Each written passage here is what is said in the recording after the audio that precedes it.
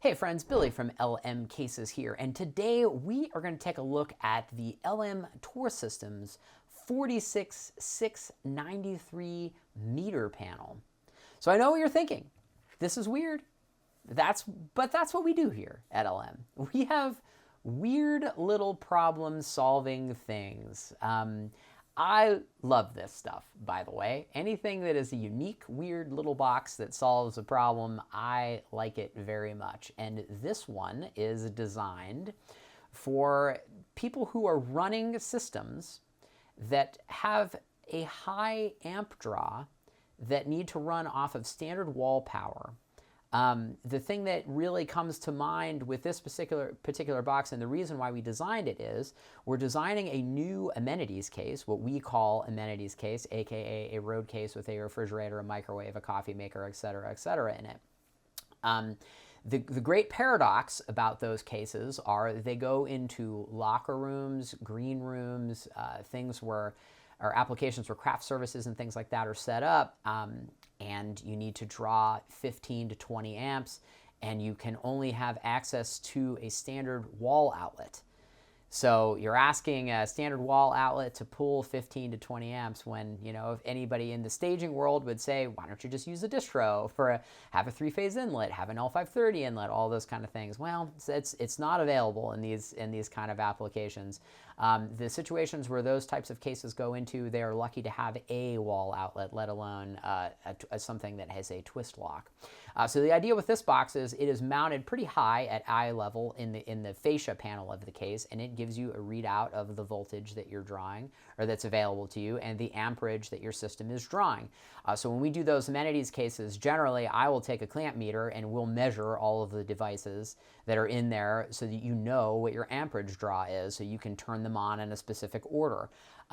So as an example, a Nespresso machine draws 13 amps when it's heating up. A Keurig draws 12 to 13 amps when it's heating up. A microwave draws 9 amps. And the mini fridge that we use on all of these draws around 1 when it kicks on. So to basically give yourself a little recipe of the things that you can use simultaneously, this box is helpful. The other thing is, if you get a little bit overzealous with your system and you pop a breaker, it will pop it in a central location. So the idea is it pops here before it pops the wall, the breaker in your wall. So if you're in a locker room and you're a visiting kind of team or something like that, you don't have to go into the building to try to find your breaker. So when we design boxes like this, we try to not necessarily make them uber custom for the system that it's going into.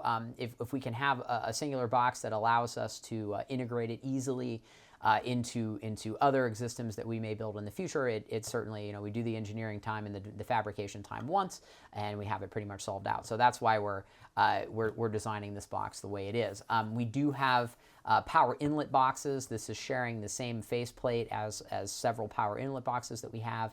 So this can be used interchangeably, so it fits behind a Penn Elcom large recessed cable hatch, as an example. So if you do want to integrate it in that way, you can. So to integrate this, or should we say patch it into your system, it's very, very simple. It only has a True1 inlet and a True1 outlet. So this can patch directly in line of a power system. So the intended purpose is to use it with our DSK-I box.